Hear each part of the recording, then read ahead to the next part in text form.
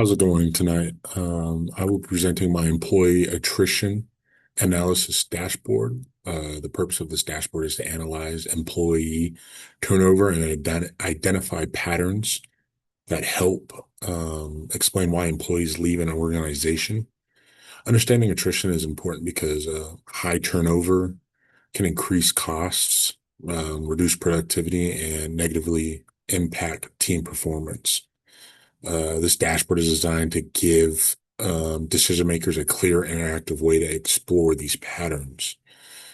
Okay, getting into the dashboard. At the top of the dashboard, I included these filters, um, all no and yes, for the attrition and department. Um, you can choose which department: human resources, research and development, and sales. Um, These filters allow users to interact with the data in real time. For example, if I select only employees who left the company, all the visualizations update instantly. Um, Similarly, selecting a specific um, department allows for a more focused analysis. For example, if I were to just check off all these and just had sales going, or human resources and sales. Go back and click all. Um, this interactivity makes the dashboard more useful by allowing users to explore different scenarios rather than just viewing static data, excuse me. Um, so starting with the first visualization, attrition by job role. This bar chart, as you can see, shows the number of employees who have left the company by job role. Um, This chart helps identify which roles experience the highest levels of turnover. If certain roles consistently experience higher attrition, it may indicate job dissatisfaction. For example, sales executive is at 326, or workload imbalance or limited growth opportunities. This allows managers to target specific roles for improvement. So if I were a manager, sales executive would probably be my top priority, and then maybe research scientist, and then technician. I think those would be the top three if I had to choose. Um, Next, we have attrition by department. This chart provides a broader organizational perspective by grouping attrition by department. So, human resources, research and development, and sales. Um, it allows us to compare turnover across the company's major areas when combined with the job role chart, this one over here. This helps determine whether attrition is concentrated within certain teams or spread across multiple areas of the organization. So if I went to the department, unclicked all, and went human resources, right?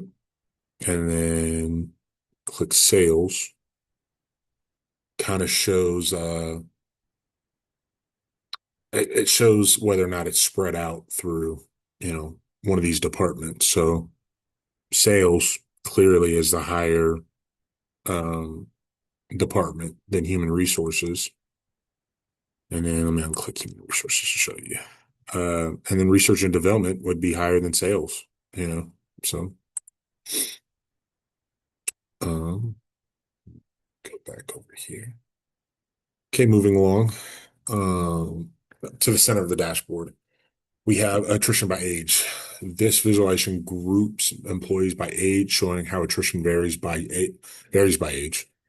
This helps identify whether certain age groups are more likely to leave the company. For example, if a younger employee shows higher attrition, it may suggest onboarding engagement challenges. If older employees show higher attrition, it may indicate career transitions or retirement related factors.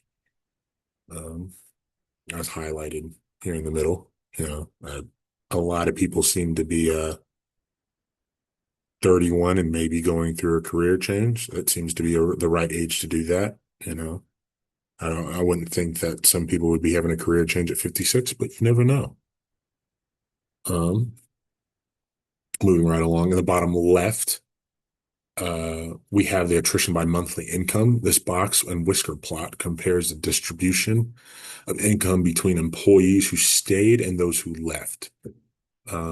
This chart is important because it helps determine whether compensation is a factor in attrition.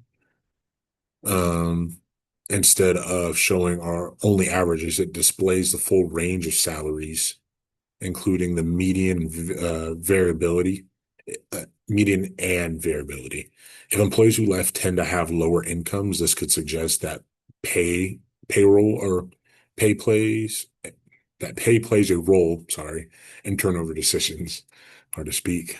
Um, right. So, I mean, as you swipe through, and you can change it to whatever you need to. So go yes. Oh, sorry. All right, we'll just move right on.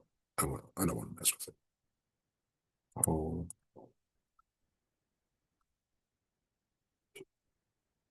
well, there we go. Sorry about that. Finally, we move to attrition versus years at the company.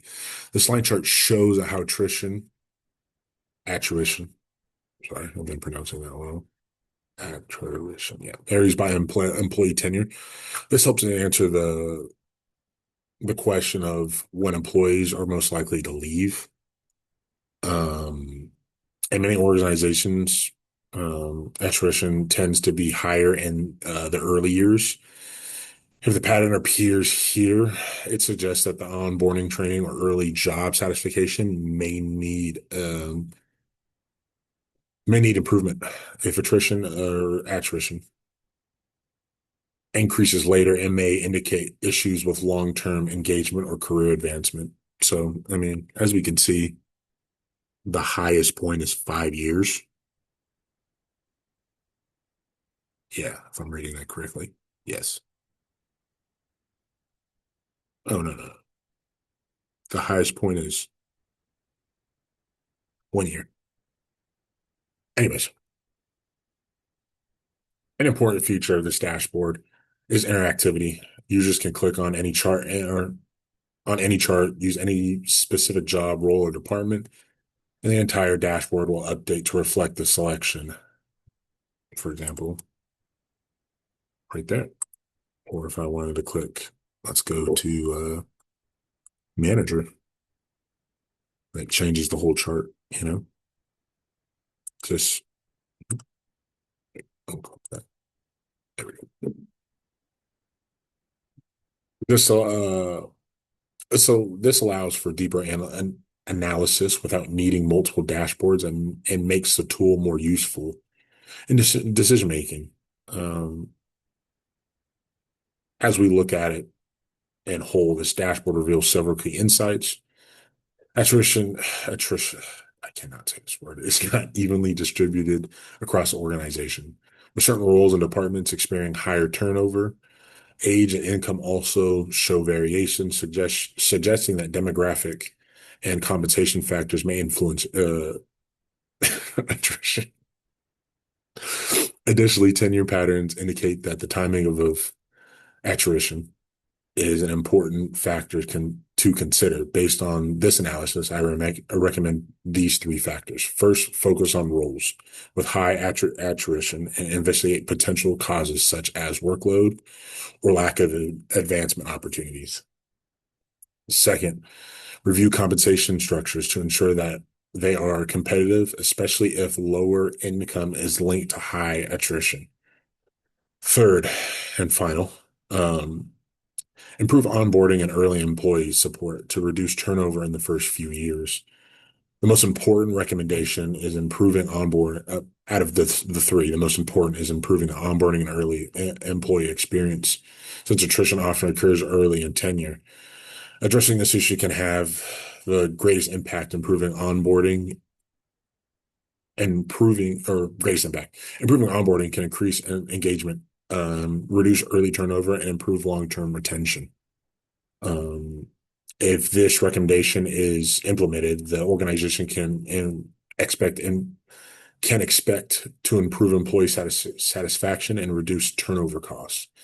If it's not just impl- or if it is not implemented, early attrition may persist, leading to ongoing disruptions of hiring and training costs. The other recommendations are valuable, but addressing early stage attrition has the greatest overall impact. All in all, the employee attrition analysis dashboard provides a comprehensive and interactive way to understand turnover. It allows decision makers to identify patterns, explore relationships, and make more informed decisions. By using these insights, organizations can take targeted actions to improve employee retention, excuse me, and overall performance.